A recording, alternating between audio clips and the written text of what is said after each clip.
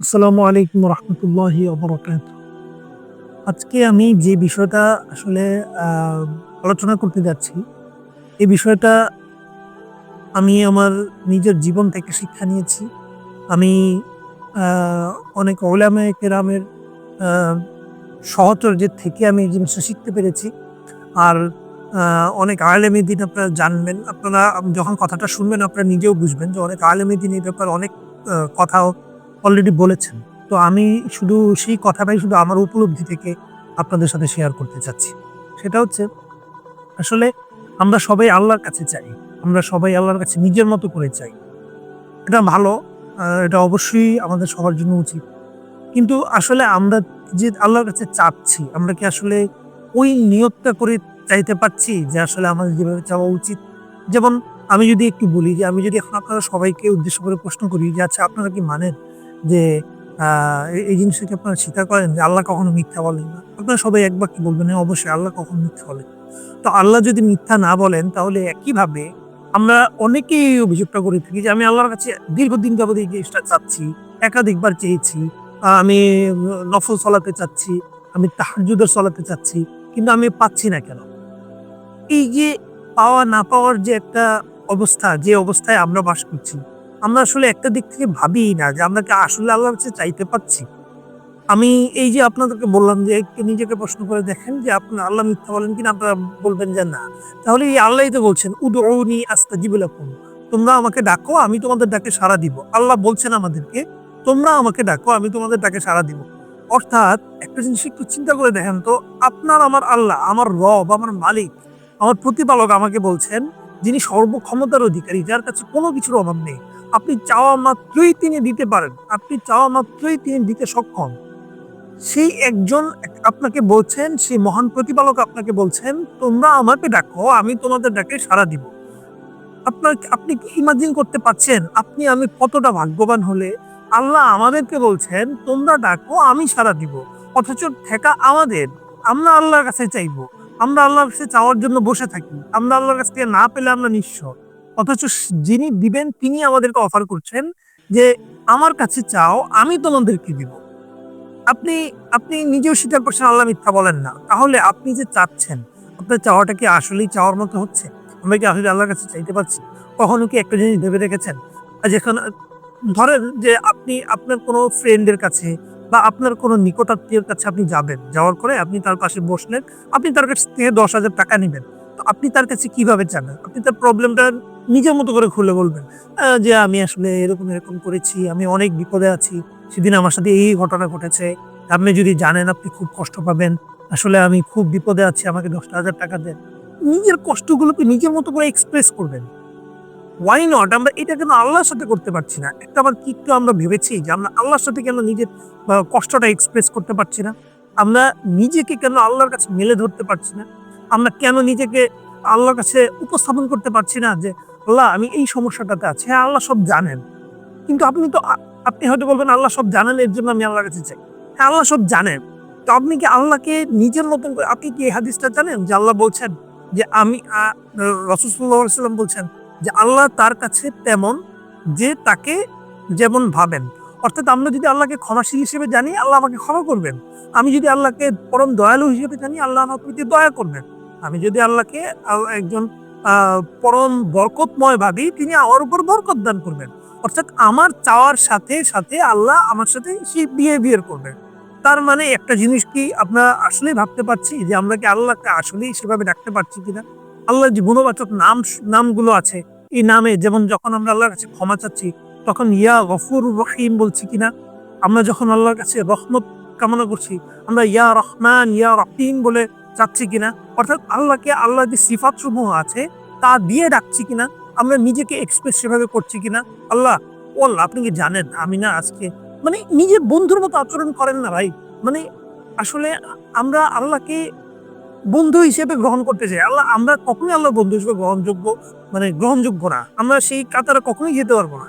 কিন্তু আমাদের তো চাওয়া থাকতে হবে যে আমরা আল্লাহকে বন্ধু হিসেবে গ্রহণ করতে চাই। আমরা নিজেকে আল্লাহর কাছে দাস হিসেবে নিজেকে প্রেরণ করতে মানে উৎসর্গ করতে চাই। যে আল্লাহ আমি আপনার গোলাম। ও মাহবুদ আপনি যদি আমাকে না দেন কোথায় যাবো আল্লাহ? আল্লাহ আপনি আপনি তো জানেন, আপনি কি ভাবতে পারতেছেন আপনি যতটা কষ্ট অনুভব করতেছেন আল্লাহ ঠিক ততটা কষ্টই আপনার হয়ে ফিল করতে পারতেছেন। আপনি কি একটা জিনিস দেখেন, প্রায় সময় যখন আপনি খুব কষ্টে থাকেন আপনি কাউকে কষ্টের কথা বলতে যান, কেন বলতে যান? আপনার অনেক সময় ফিল হয় যে আচ্ছা আমরা একটু, আমি যখন আমার বন্ধুকে বলি তখন আমরা কিভাবে বলি আসলে, দোস্ত জানিস আমি এই এতটা এতটা কষ্ট পেয়েছি, আমি আজকে অমুকে অমুক অমুক একটা লোক আজকে আমার সাথে এতটা খারাপ বিহেভ করেছে, আমার মন চেয়েছিল যে আমি খুব মানে ওর ওর সাথে খুব খারাপ আচরণ করি, আমি সব ভেঙে চুরে চুরমার করে দিই। এই যে আপনার এক্সপ্রেশন, আপনার রাগ, আপনার ক্ষোভ, এই জিনিসটা আপনি কেন আল্লাহর কাছে প্রেরণ করছেন না? আপনি দেখেন এই আল্লাহ আমাদেরকে দোয়া শিখাচ্ছেন। কি দোয়া শিখাচ্ছেন? ইন্নামা আশকুরু বাসি ওয়া হুজনি ইলাল্লাহ। আপনি যখন কোনো কষ্টে থাকেন, যেমন ধরেন আপনি আজকে বাসে উঠেছেন, কন্ট্রাক্টর আপনার কাছ থেকে ভাড়া বেশি নিয়েছে। তখন আপনি কি করলেন? তার সাথে রাগারাগি শুরু করলেন। এই জিনিসটা কি এভাবে হতে পারতো না? যে আপনি যখন সে যখন আপনার সাথে খারাপ ব্যবহার করেছে, আপনি বুঝতে পারছেন এখানে আপনি যদি খারাপ ব্যবহার করেন তাহলে জিনিসটা বাজে হয়ে যাবে। আপনি আল্লাহর জন্য চুপ থাকলেন। মনে, মনে আল্লাহকে বললেন, "ও মাবুদ, আমি আপনার জন্য চুপ থাকলাম।" আর এই দোয়াটা বললেন, "ইন্নামা আশকুরু বাসি ওয়া হুজনি ইলাল্লাহ।" আল্লাহ আমার যত দুঃখ, কষ্ট আমি আপনার কাছে প্রেরণ করছি। আপনি ভাবতে পারেন আল্লাহ নিজে, আল্লাহ কত ভালো আমাদেরকে বাসে। বন্ধুর মতো দোয়া আমাদেরকে শিখাচ্ছেন যে, "তোমরা আমাকে বলো, তুমি কষ্টে আছো, তুমি আমাকে বলো।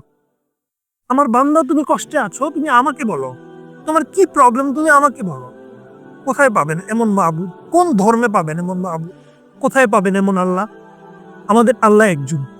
তিনি আমাদেরকে দেওয়ার জন্য বসে আছেন, আমরা নিতে পারছি না। আসুন ভাই, আমরা আল্লাহর কাছে চাই। আমরা আল্লাহর কাছে চাওয়ার মতো করে চাই, নিজের মতো করে চাই। তাহাজ্জুদে আমরা নিজেকে উজাড় করে দিয়ে চাই। আমি বারবার একটা জিনিসই ভাবি যে যখন আমার কষ্টগুলো হবে, আপনি ভাবেন তো, মানুষ যখন সিজদা দেয় আল্লাহর সবচেয়ে নিকটবর্তী হয়, এটা আপনি জানেন। আপনি একজন মানুষকে যখন কানে কানে ফিস করে কথা বলেন, কতটুকু কাছে তার থাকলে সে কথাটা শুনে। তাহলে চিন্তা করেন তো, আল্লাহ বলছেন আপনি সিজদায় যাওয়ার সাথে সাথে আল্লাহ সবচেয়ে নিকটবর্তী থাকেন। তখন আপনি চুপি চুপি বলছেন, সু- মানে আপনি কানে কানে বলছেন যে আল্লাহ আপনি মহান পবিত্র। আপনি কানে কানে বলছেন আল্লাহ শুনছে। এর চেয়ে ভালো ফিল আর কি হতে পারে একজন মুসলিম থেকে? আপনি আমি যদি একজন মুসলিম হই, এর চেয়ে ভালো লাগা, ভালোবাসার আর কি হতে পারে? আমার মালিককে আমি কানে কানে বলছি, আমার মালিককে আমি ফিস করে বলছি, আমার মালিক শুনছে। সিজদায় যান, নিজেকে উজাড় করে দেন। আল্লাহ আমার তো ওই জিনিসটা খুব ইচ্ছা, আমি পাইনি। খুব ইচ্ছা আমার, অনেক দিনের আমি ওই জিনিসটা আপনার কাছে চাই। একটা জিনিস আমি সর্বশেষ একটা কথা আমি এড করব। দেখেন তো, যদি এমন কেউ হয় যে আপনি যার কাছে গিয়েছেন তার কাছে একটা অ্যামাউন্টের টাকা চেয়েছেন কোনো একটা চাহিদা পূরণ করার জন্য, যখন চাওয়ার পরে সে আপনাকে টাকাটা দিল, আপনি টাকাটা নিয়ে চলে এসেছেন, পথিমধ্যে আপনি এই টাকাটার কারণে আপনাকে ছিনতাইকারী আটক করলো, ছিনতাইকারী আপনার থেকে টাকাটা নিয়ে এলো, এমনকি আপনাকে সেখানে হত্যা করে গেল। ভাবেন তো, আপনার টাকাটাও চলে গেল, আপনার জীবনটাও চলে গেল। আপনি যদি ১ মিনিট আগে যদি আপনাকে কেউ বলে দিত যে এই টাকাটা তুমি নিও না, যদি নাও তাহলে তোমার এই প্রবলেমটা একটু একটু পরেই হবে, তখন কিন্তু আপনি সাথে সাথে শুকরিয়া আদায় করতেন যে আসলেই আমার টাকাটাও দেওয়ার দরকার নেই, আমার টাকাটা এখন কোনো প্রয়োজন নেই, আমার জীবনও বাঁচা গেল, টাকাটাও বাঁচা গেল। একটা জিনিস চিন্তা করেন তো, সেম রোলটা কিন্তু আমাদের মালিক আমাদের সাথে বিয়ে করছে। আপনি হয়তো ১০,০০০ টাকা বারবার আল্লাহর কাছে চাইছেন, আল্লাহ আপনাকে দিচ্ছেন না। কারণ আল্লাহ জানেন যে এই ১০,০০০ টাকা দিয়ে ভবিষ্যতে আপনি কি করবেন, আপনার জন্য কি প্রবলেম আছে, আপনার ভবিষ্যৎ সব স্পষ্ট ক্লিয়ার কিনা, আপনার ভবিষ্যতে কোনো বিপদ-আপদ আছে কি নাই, এই সবগুলো জিনিস আল্লাহ জানেন। সো আল্লাহর কাছে আপনি চাওয়ার পরে যদি আপনি না পান, তাহলে আমরা কেন এই জিনিসটা ধরে নিচ্ছি না যে আল্লাহ আমাদের ভালোর জন্যই দিচ্ছেন না? অর্থাৎ এটি আমাদের মঙ্গল। অর্থাৎ একজন মানুষ আপনাকে সবসময় কিছু টাকা-পয়সা দিবেন, সাহায্য করবেন, বিপদ-আপদে পাশে থাকবেন। এই জিনিসটার চাইতে মহান আল্লাহ এমন একটা রোল প্লে করেন যে আপনাকে বিপদ-আপদ থেকেও বাঁচাবেন, আপনার প্রয়োজনে যখন যা দরকার ঠিক ততটুকু এবং তাই দিবেন। তাহলে বলেন তো, এমন কোন মালিক কি, এমন কোন মানে এমন কোন সত্তা কি পৃথিবীতে আছেন একমাত্র আল্লাহ ছাড়া, যে আপনাকে এতগুলোর কম্বিনেশন আপনাকে এতটা ভালো রাখতে পারেন? তাই ভাইয়েরা আসেন, আমরা আমাদের মালিকের কাছে চাই, চাওয়ার মতো করে চাই, নিজের মনটাকে উজাড় করে দিয়েছেন। যেভাবে আল্লাহর কাছে চাইলেই পাওয়া যায়। বিশ্বাস করেন, আমি বলছি, আমার জীবনের শিক্ষা থেকে বলছি, আরো অনেকজন মানুষের জীবনের শিক্ষা থেকে বলছি, অনেক আলেমী দিন এই ব্যাপারে কথা বলেছেন। আল্লাহর কাছে চান, কেউ খালি হাতে আল্লাহর কাছে গেছে না। একমাত্র দরবার আল্লাহর দরবার, যেখান থেকে কেউ খালি হাতে দিবে না। আপনাকে হয়তো আল্লাহ 10,000 টাকা দেন নাই, কারণ বিপদ থেকে আপনি বেঁচে যাবেন। আপনাকে হয়তো, আপনি একটা চাকরি চাচ্ছেন, আপনার এখন হয়তো চাকরির পারফেক্ট সময় না। আপনি চাচ্ছেন এখন বিয়ে করতে, আপনার বিয়ে এখন পারফেক্ট সময় হয়নি। আপনি চাচ্ছেন একটা সন্তান, আপনার সন্তান আসলে পারফেক্ট সময় হয়নি। তার মানে সকল কিছুই নির্ধারিত আল্লাহর তাকদিরের উপর। আল্লাহ যে তাকদির আমাদের উপর লিখে দিয়েছেন, তাকদিরের উপর ঈমান আনুন, আল্লাহর উপরে তাওয়াক্কুল করুন। জীবনের একমাত্র শান্তি, একমাত্র সুখ, একমাত্র আশা ভরসা, সকল কিছু এক্সপ্রেস করার, সকল পাওনাগুলো বুঝে পাওয়ার একমাত্র স্থান আমাদের আল্লাহ। শুধু একটা জিনিস ভাবুন, আসুন আজকে থেকে আমরা নিজেদের চাওয়াটাকে শুধু আল্লাহর কাছে সীমাবদ্ধ রাখি। সেটা যেমন রাসূল সাল্লাল্লাহু আলাইহি ওয়াসাল্লাম আমাদের বলেছেন, তোমরা সামান্য জুতার ফিতা হলেও, লবণ হলেও আল্লাহর কাছে যাও। সো এই জিনিসটাই আমরা নিজেদের মধ্যে ধারণ করি। আমরা ইনশাআল্লাহ আল্লাহর কাছ থেকে আমরা কখনোই নিরাশ হব না। সো ভালো থাকেন সবাই আল্লাহর কাছে। আমি আপনাদের জন্য দোয়া করি, আপনারা আমার জন্য দোয়া করবেন। ধন্যবাদ সবাই।